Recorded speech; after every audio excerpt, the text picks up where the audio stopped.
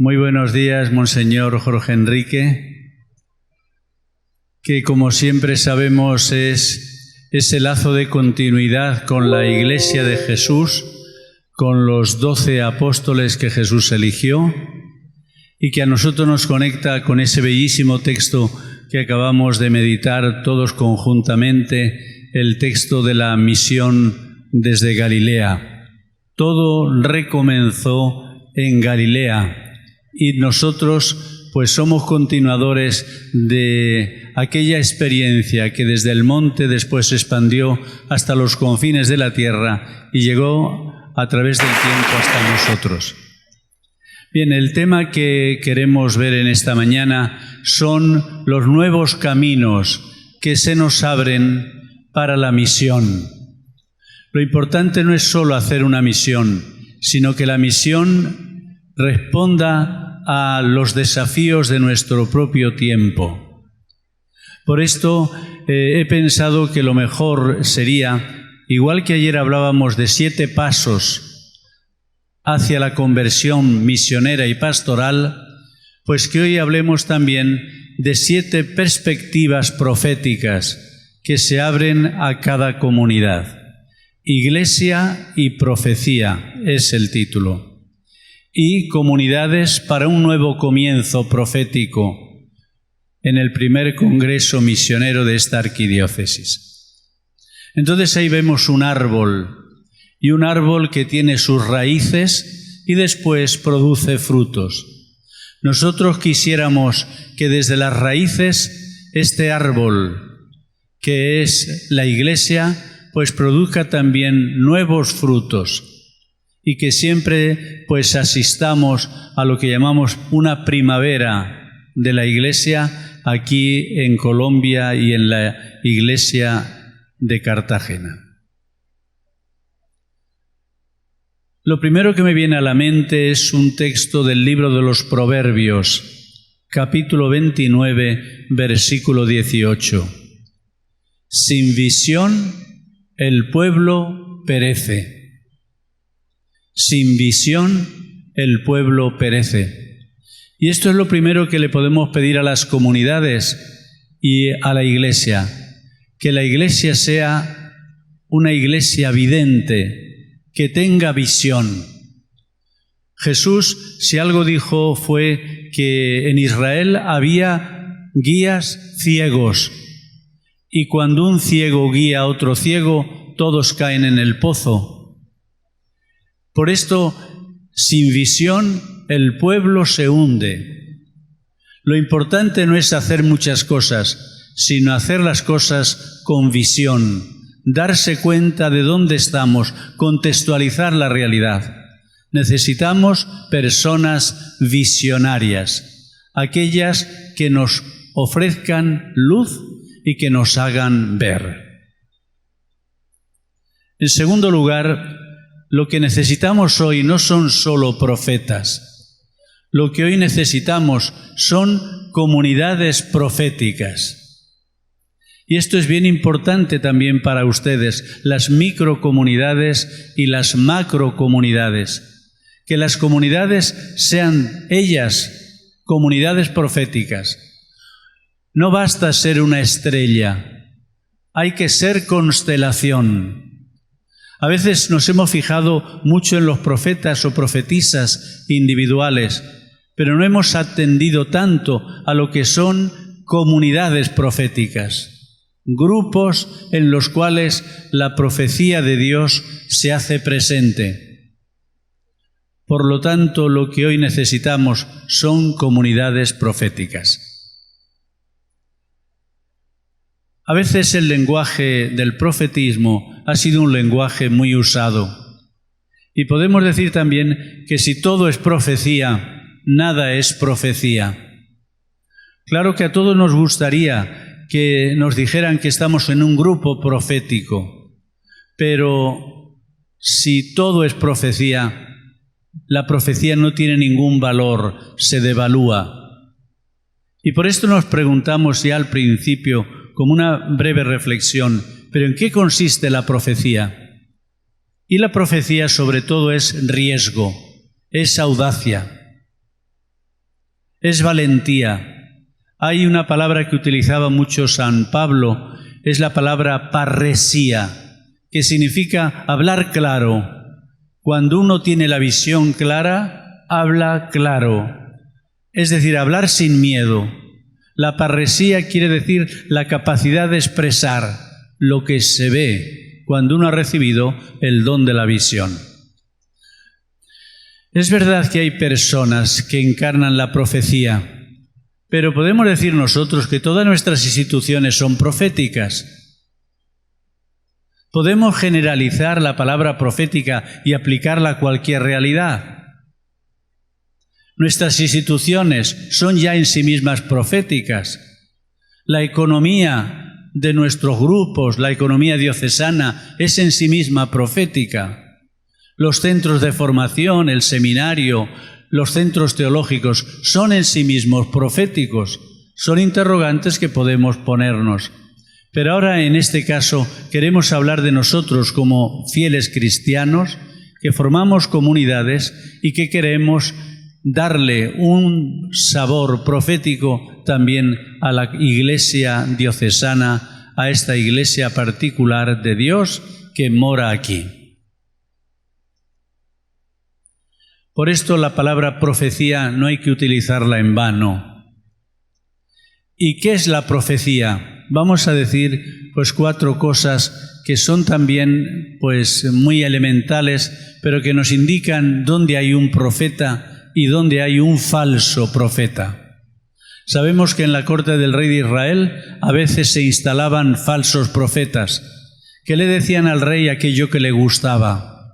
Y cuando venía un profeta crítico, el rey ordinariamente lo exiliaba o lo mandaba fuera. Uno de los profetas que al principio eran los que agradaban los oídos del rey era el profeta Jonás. Y Dios lo quiso profeta en salida para recuperarlo después como profeta. Los rasgos de la profecía auténtica. Primero, si todo es profecía, nada es profecía. Por ser ministro ordenado, por ser encargado de un grupo, por ser lector, cantor, etc., cualquier ministerio, por ser ministro de la Iglesia, ya no eres profeta. No es el cargo el que te hace profeta. El ministerio profético es el de aquellos que proponen cambios radicales en la sociedad, en la religión y en la política. La profecía viene y proviene de una visión distinta de la realidad, de una visión alternativa. La profecía crea una relación muy fuerte entre Dios y su profeta o su comunidad profética. El profeta es un hombre, una mujer, un grupo movido por una pasión. Ya se nos hablaba también antes de lo importante que es la pasión. Es algo no que uno hace. La pasión no es acción. La pasión es algo que uno sufre y no sabe de dónde le viene.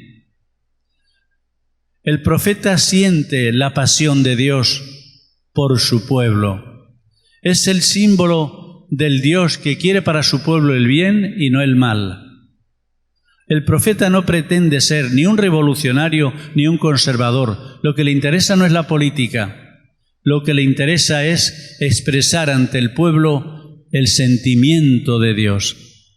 Se identifica de tal manera con su Dios que el profeta parece una emergencia de Dios en medio de la historia. El profeta sabe que Dios lo ha elegido y que lo ha enviado. Y por eso el profeta no quiere ser un profeta mudo. El profeta quiere hablar. No ha de callar aquello que tiene que decir. Pero el falso profeta piensa que lo que él dice es palabra de Dios. Lo que él siente es palabra de Dios. Un falso profeta es el que habla y dice, y esto es palabra de Dios. Pero el verdadero profeta es aquel que a veces balbuciendo, a veces gimiendo y llorando, es la expresión de la palabra de Dios, de lo que Dios quiere. El profeta, por eso, presenta un sistema que es diferente al que vige en la humanidad. Cuando el sistema dominante se opone al proyecto de Dios, el profeta presenta una alternativa. En la profecía hay crítica, pero también hay una energía innovadora. Lo propio del profeta no es que está contra todo, sino que ofrece posibilidades, enseña caminos, descubre por dónde las cosas encuentran solución. Y hace nacer una nueva comunidad, pero una comunidad alternativa capaz de dar respuesta a lo que antes no tenía respuesta. Abre caminos donde antes parecía que solo había selva.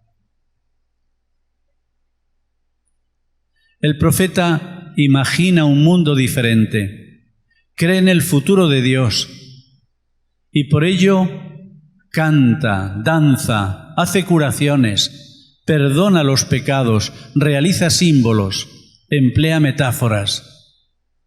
La imaginación creadora es considerada subversiva por el sistema político y religioso. Fíjense, no podemos estar siempre teniendo los mismos problemas. Dios nos da soluciones, el Espíritu nos ofrece soluciones y estas soluciones nos vienen a través de sus profetas. Pero la profecía no está encarcelada en la Iglesia Católica. También hay profetas fuera, también hay profetas laicos. Hay personas en quienes el espíritu profético se expresa y ofrece soluciones y caminos. Jesús lo dijo muy bien cuando le dijeron: mira, hemos visto a uno que hace milagros en tu nombre y se lo hemos prohibido.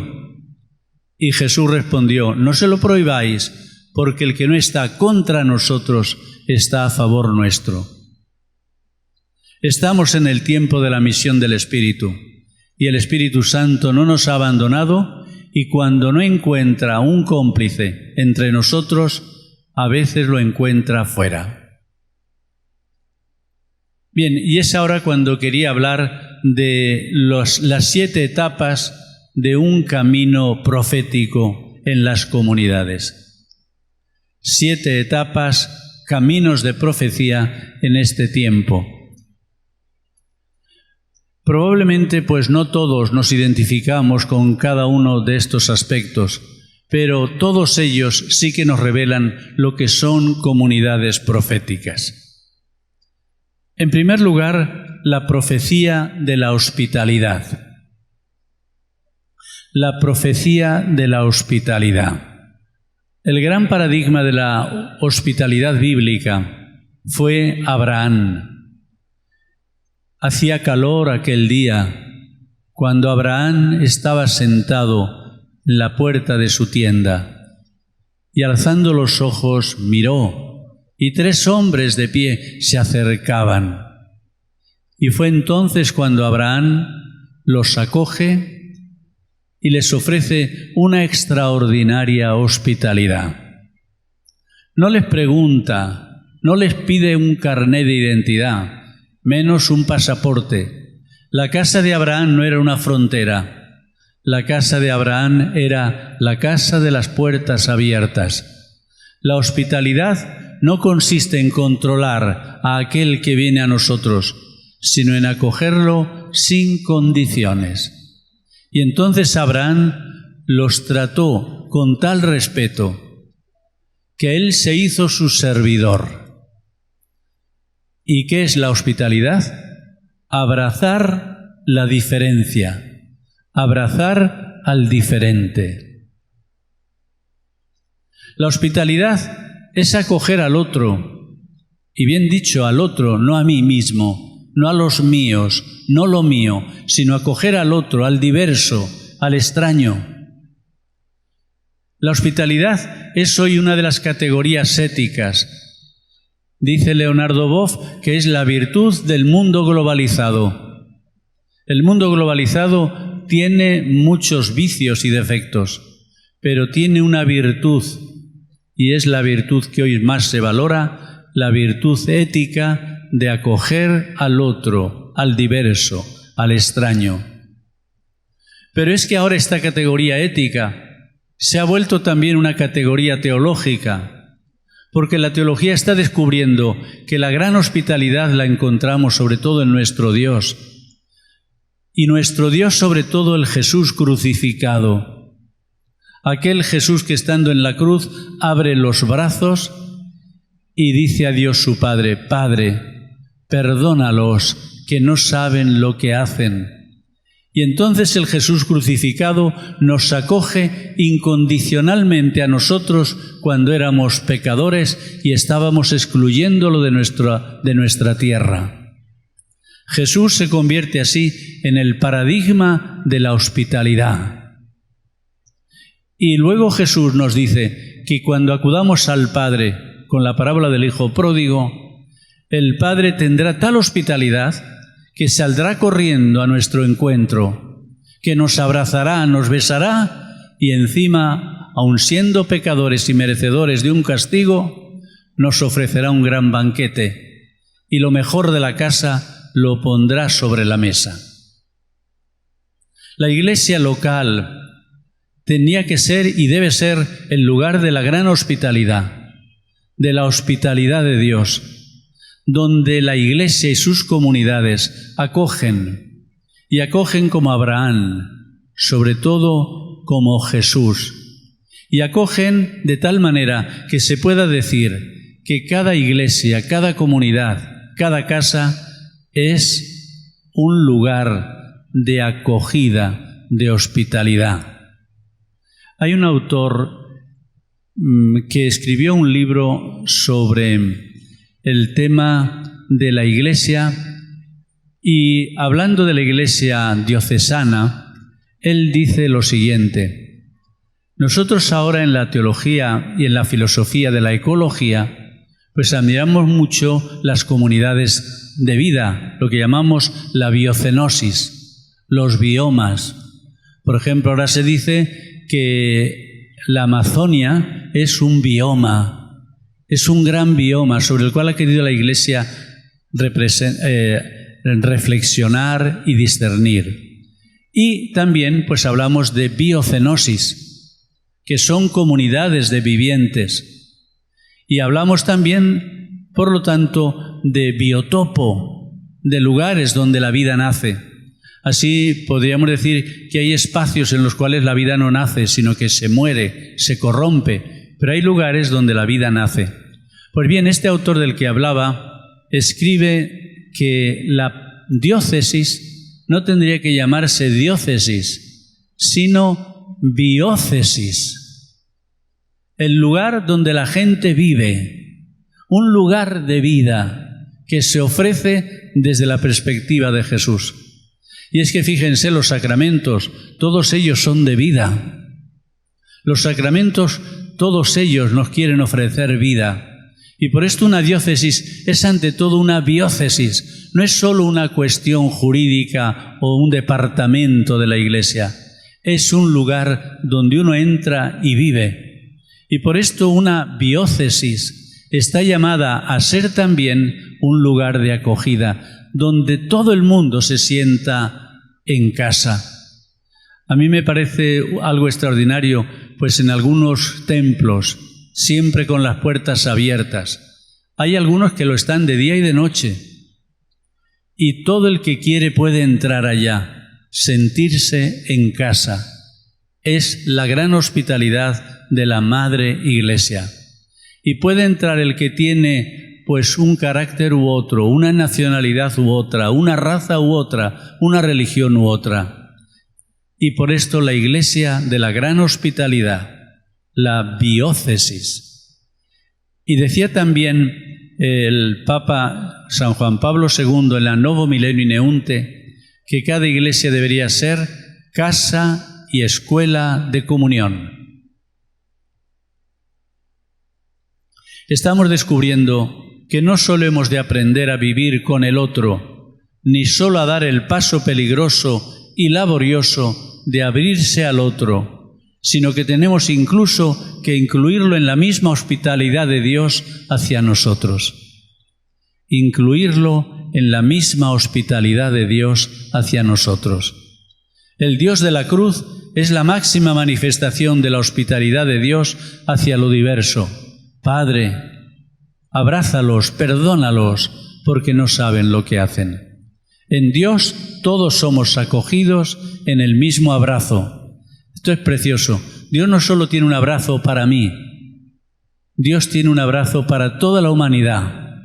Y ahí estamos nosotros. Miroslav Volf, este gran teólogo, habla de exclusión o abrazo. Dios tiene un solo abrazo para toda la humanidad y ahí estamos incluidos nosotros. Por esto, sin esta virtud de la hospitalidad, la Iglesia y sus comunidades no podrían realizar el servicio a la alianza. Nuestras personas y comunidades se cerrarían en sí mismas. La hostilidad es lo contrario a la hospitalidad. Los cristianos fundamentalistas están totalmente en contra de la hospitalidad. Una teología hostil a los demás, que no está abierta a lo otro, a lo diferente, es también una teología hostil. En cambio, la teología de la apertura, de la acogida del otro, es la teología de la hospitalidad. La exclusión es el pecado principal de los procesos de globalización y a veces, pues nosotros cometemos también este pecado. Y entonces a veces decimos, es que aquí vienen gente que no tiene que venir. Esta no es su casa, esta no es su nación, esta no es su religión, esto... Y sin embargo, cuando la Iglesia se hace la abierta a todo el mundo, la Iglesia se convierte en un espectacular signo del único abrazo de Dios. Segundo, la profecía del empobrecimiento voluntario. No la profecía de la pobreza sin más, sino la profecía del empobrecimiento voluntario. Aquí tienen una imagen que debe tener su historia o su leyenda. Dicen que un pintor centroeuropeo pues recibió un encargo de un muy apuesto y bello joven de la nobleza que le dijo: quisiera, señor taulero, que usted me haga un bello retrato de mi persona. Quiero un cuadro y usted, que es un gran pintor, pues podrá responder a mi deseo. Y dicen que entonces pues Taulero se dedicó a hacer su cuadro, el autorretrato, y ciertamente el retrato era magnífico. Le reproducía e incluso hasta casi le mejoraba. Y en esto, que cuando llegó el momento de la retribución, pues este joven, en lugar de ser generoso con el pintor, que pasaba por otra parte por dificultades económicas, le dio pues lo mínimo. Y entonces se le ocurrió a Taulero lo siguiente. Dicen: mire, me va a dejar otra vez el cuadro porque tengo algo que retocarlo un poquito, porque hay una cosa que me ha salido mal. Entonces el joven, pues pensando que lo iba a mejorar, claro, le restituyó el cuadro enseguida, y el Taulero se pasó toda una noche pues haciendo ese retoque que le había prometido al joven. Al día siguiente, cuando llegó el joven, le presentó este cuadro, el que aquí tenemos. Y entonces le dice el joven: ¿pero qué ha hecho usted? Si ese no es mi cuadro, deme el mío. Dice: no, este es el suyo, este es usted. Y desde entonces este cuadro se ha denominado el cuadro de la avaricia. De la avaricia. Así son las personas avariciosas. Dicen que en el museo en el que este cuadro aparece, por la otra parte, está también un cuadro de un bello joven. Karl Marx habló de la miseria de la filosofía, pero un autor de nuestro tiempo, Pascal Bruckner, habla de la miseria de la prosperidad. Aquellos a quienes las cosas le van económicamente muy bien y cada vez mejor, tienen que pensar si la prosperidad no les vuelve miserables. Hay una miseria a partir de la prosperidad. Cuanto las cosas parece que van mejor, más miserables. La situación pide la profecía del empobrecimiento voluntario. La economía se convierte en una nueva religión y sus templos son los bancos. Sus templos son los lugares en los cuales la gran economía, la alta economía, pues quiere vivir y quiere crear su mundo, aparte del otro mundo. Este ídolo de la economía, del dinero, es indecente porque hace que los ricos ya no tengan necesidad de los pobres para enriquecerse y que no les preocupe que haya en el mundo millones de seres humanos descartados. La pregunta es, ¿quién librará al ser humano de la economía? Del dinero idolatrado. Se supone que el dinero nos libra de preocupaciones, pero se vuelve nuestra máxima preocupación. Hay que ver cómo los que más tienen están cada vez más preocupados. El dinero no les despreocupa, el dinero es su gran preocupación. Para tener dinero hay que pagar un precio muy alto y nos vuelve miserables. El empobrecimiento voluntario es la profecía ante el ídolo del dinero. Y por esto también ha habido personas, pues como Zaqueo, con quien Jesús se encuentra, que hace el propósito de entrar en un proceso de empobrecimiento voluntario. Y Jesús le dice, Zaqueo, hoy ha llegado la salvación a tu casa. También en el ámbito de la misión, la economía debe ser desidolatrizada visiblemente para convertirse únicamente en un medio. La imaginación profética dará curso a nuevas formas de gratuidad, de fe en la providencia, de presencia misionera no mercantil, de servicios no focalizados en la ganancia. Una vez había una reunión eclesial de una comunidad religiosa y cuando hablaron de la economía presentaron unos balances perfectos, entradas, salidas, todo estaba súper controlado. Y alguien que asistía a aquel encuentro dijo lo siguiente, ¿y ustedes no tienen nada más que decir? Dicen, pues nada, que usted nos felicite, porque la economía va estupendamente. Dice, ¿entonces ustedes no tienen necesidad de la providencia de Dios? Si no tienen necesidad de la providencia de Dios, este grupo no tiene derecho a sentirse grupo de Dios. Todos los grandes santos de nuestra Iglesia han creído en la providencia. Se han arriesgado más allá de sus posibilidades porque en la misión hay que ser arriesgados. Y si no, y si tenemos problemas, Dios proveerá. Y no hay cosa más bella que en la misión depender de la providencia de Dios. Tercero, el realismo profético y la profecía ferial, es decir, la profecía de cada día. ¿Por qué hablar del realismo profético y de la profecía de cada día? Hay que ser realistas también. Sin realismo, la vida se vuelve ansiosa y fácil a la depresión. Cuando tenemos excesivas expectativas y después no se cumplen, pues ya uno dice, no merece la pena seguir adelante. Hay que ser realistas. Sabemos que cuando algo nuevo va a nacer, lo dice el libro del Apocalipsis, capítulo 12, cuando la mujer va a dar a luz, hay siempre un dragón delante que quiere devorarlo apenas nazca. Tengan ustedes una iniciativa nueva, que la han pensado, orado, que parece que viene de Dios.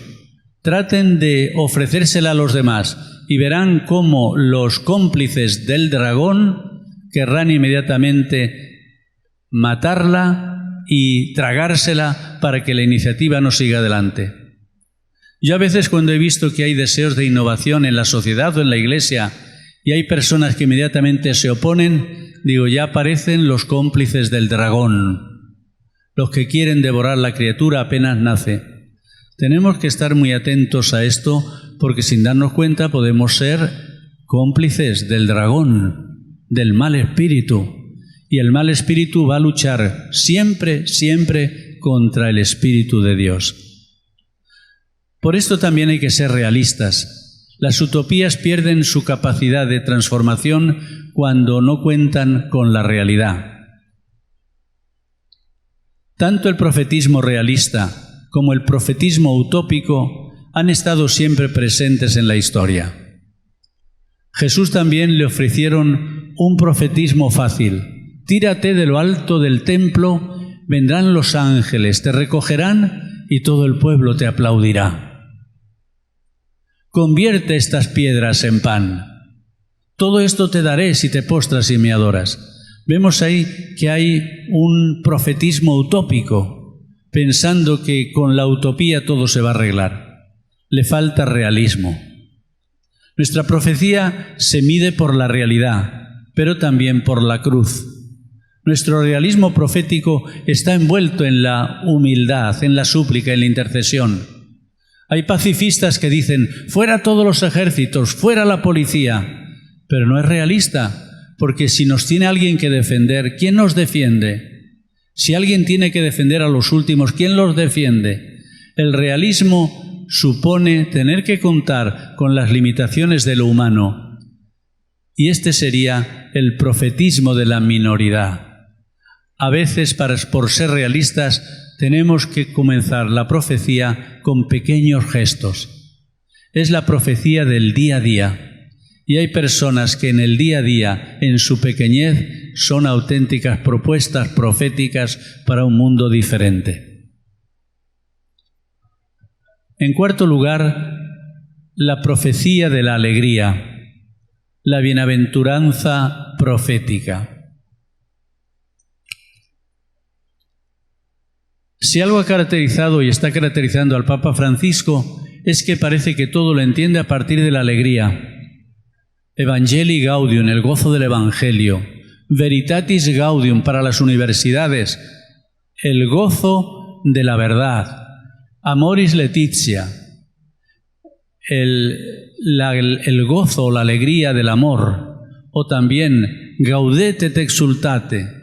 Es decir, este Papa parece que quiere hacernos a todos mensajeros de la alegría y partícipes de la alegría. Aquí tenemos la imagen de María Magdalena, según una película, que cuando ve al Señor queda asombrada, pasmada y llena de alegría. Este es el rostro de la resurrección. Decía un poeta irlandés, es Pascua, una gran belleza ha nacido. Todo, absolutamente todo, ha cambiado. Por eso cuando tenemos la perspectiva de la redención, en nuestro rostro se refleja una alegría especial. Una alegría que nada ni nadie será capaz de arrebatarnos. Nuestra cultura posmoderna, claro que busca obsesivamente la felicidad. Y vemos a la gente aparentemente muy feliz, cómo la gente danza, cómo la gente se divierte. El capitalismo confunde la alegría con el placer, salud y sexualidad. Que tengas muy buena salud, cuídate y luego pues que disfrutes de la vida y de todo lo que la vida te ofrece, sexualidad y comida. Se han convertido en auténticas obsesiones de nuestros contemporáneos. Hay que ver también por la importancia que se le está dando hoy a la cocina, a la alimentación, pero ya de una manera muy sofisticada. Es más el deseo de felicidad que su efectivo disfrute. Lo que no es considerado placentero es tenido como una desgracia. Los cristianos conocemos el arte de dominar la desgracia. Muchos de ustedes pues habrán pasado por situaciones sumamente desgraciadas, pero cómo la fe a ustedes les ha dado fuerza para superarlo, para verlo todo desde otra perspectiva y para vivirlo en una permanente comunión con Dios, con María, con el Espíritu, con Jesús. Sabemos vivir con el sufrimiento, pero también luchar contra el sufrimiento. No queremos que a nuestro lado nadie sufra y queremos ser para los demás una causa de alegría. ¿No decimos en las letanías a María, causa de nuestra alegría? Podemos decirlo esto de determinadas personas que siempre son para todos causa de alegría. Nos sentimos habitados por la alegría que Jesús comunica a los suyos. Jesús quería una comunidad alegre, pero también la profecía de las lágrimas. También las lágrimas son profecía. Bienaventurados los que lloran. Hay momentos en que se nos caen las lágrimas porque detrás hay una experiencia tremenda de felicidad. O porque detrás hay una esperanza inmensa en que el dolor no tiene la última palabra. Decían algunos filósofos que somos seres para la muerte. Los cristianos decimos, somos seres para la resurrección. Cuando alguien se hace anciano, no está acabando, va a nacer de nuevo. La muerte es como el seno materno a partir de donde uno nace para una vida misteriosa, eso sí, pero que en la fe es nuestro consuelo. Ser felices y hacer felices a los demás. Y esto lo pongo porque una vez tuve la experiencia de encontrarme junto a mi casa allá en Madrid a un mendigo que estaba ya en la calle y cuando pasaba pues siempre conversábamos algo y el día de Navidad yo le dije «Feliz Navidad» y él me respondió «¿Sabría usted decirme qué es la felicidad?» Y yo pues que estoy a veces pues dando tantas charlas y clases pues me quedé sin respuesta. Me dice usted que qué es la felicidad, pero si de repente es que no sé qué responderte. Y entonces él me sonrió y me dijo, mira, la felicidad consiste en hacer felices a los demás. La felicidad consiste en hacer felices a los demás. Pero cuando somos gruñones, cuando estamos siempre enfadados, en nuestro lado lo único que esparcimos es tristeza, pesar, inquietud.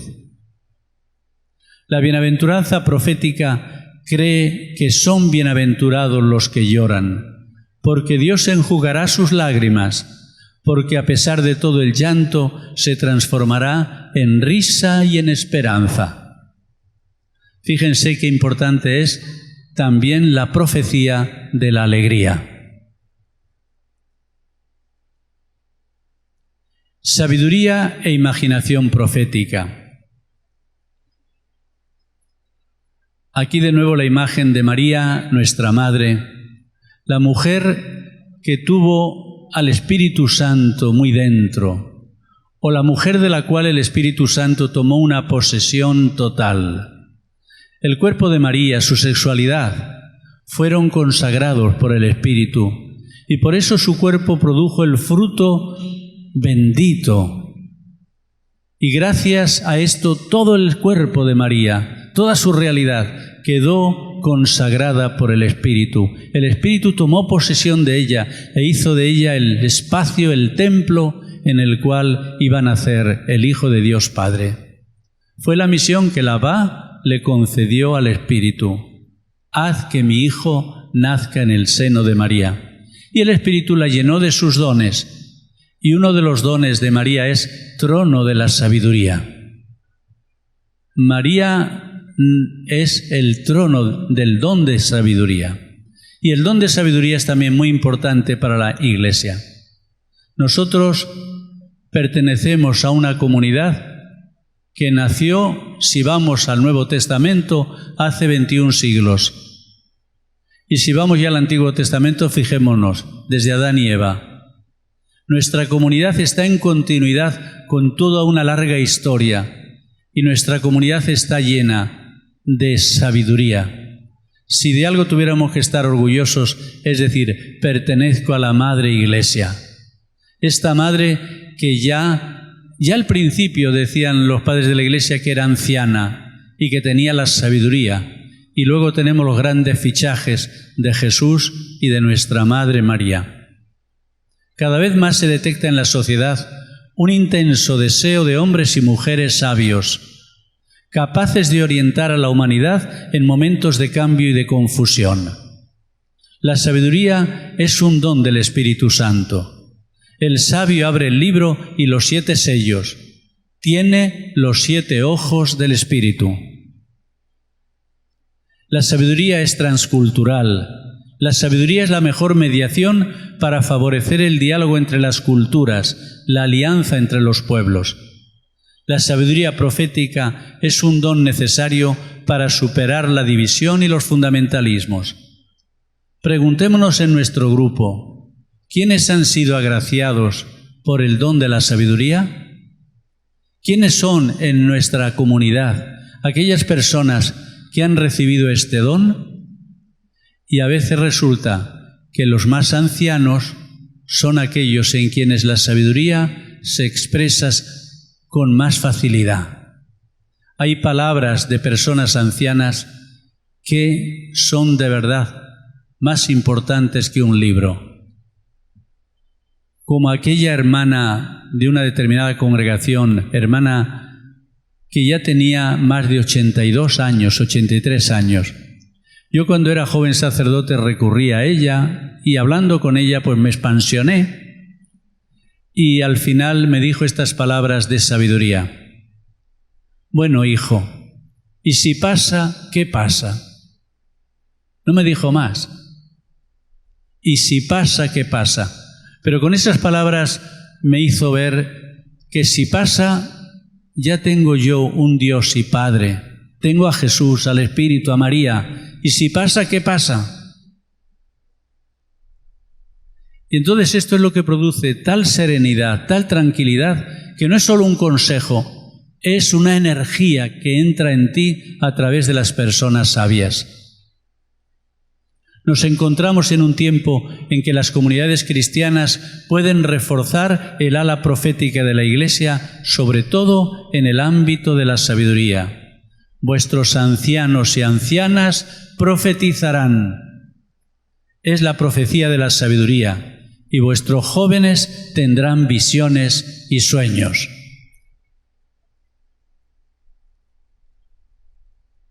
Y finalmente, la profecía del sentido de la vida. Si falta el sentido, la vida enloquece y se vuelve errática. Si antes la pregunta más fundamental era ¿cómo vivir según Dios? Ahora la gente se pregunta ¿cómo vivir? ¿Cómo sobrevivir? La humanidad secularizada no se siente en alianza con Dios y Dios es abandonado, olvidado e incluso rechazado. La modernidad ha desacralizado el mundo y ha hecho ídolos realidades profanas. Los nuevos dioses son infieles, no acompañan siempre al ser humano, lo abandonan en la desesperación cuando llega la dificultad, la enfermedad y la muerte. Ha habido personas que han sido idólatras durante su juventud, sus años prósperos, pero cuando llega la desgracia, todas esas realidades, esos ídolos, los abandonan. La revelación cristiana es una gran propuesta de sentido. Digamos no a los caminos idolátricos y sí a la comunión con la naturaleza, a la lentitud, al placer de vivir al día, a la liberación de las excesivas necesidades. Digamos sí a lo esencial, a la reestructuración de nuestras prioridades. Disponemos del lujo de poder reinventar nuestra vida. Disponemos del lujo de poder reinventar nuestra vida. Nos oponemos a los mitos, a las simplificaciones, a las paradojas de la sociedad contemporánea. Dicen que una vez, un presbítero estuvo predicando durante un cierto tiempo pues su homilía. Y en un determinado momento pues vio pues que había una persona que estaba pues muy atenta. Cuando ya acabó la Eucaristía, esta persona fue a la sacristía y le dijo: Padre, le quiero felicitar por su homilía. Dice: bueno, ¿y cuál ha sido la idea que usted más le ha impresionado de lo que yo he dicho? Entonces él se esperaba pues que pudiera hacer un relato de sus ideas. Y dice: no, fue un momento en el que usted dijo: pasemos página. Y yo dije: pues tengo que pasar página en mi vida e iniciar una nueva vida. Bien, y ya quisiera concluir con lo que llamamos el método apreciativo. Descubrir lo mejor que hay en torno a nosotros. Soñar a partir de aquello que descubrimos. Diseñar lo que será algo nuevo y después manos a la obra, porque soñando lo imposible se llega a lo imprevisible. Y ahora quisiera ver cómo hay grupos que están incluyendo a todos. Son grupos de una hospitalidad extraordinaria. Y a veces pues vemos cómo sordomudos pueden formar parte de una orquesta.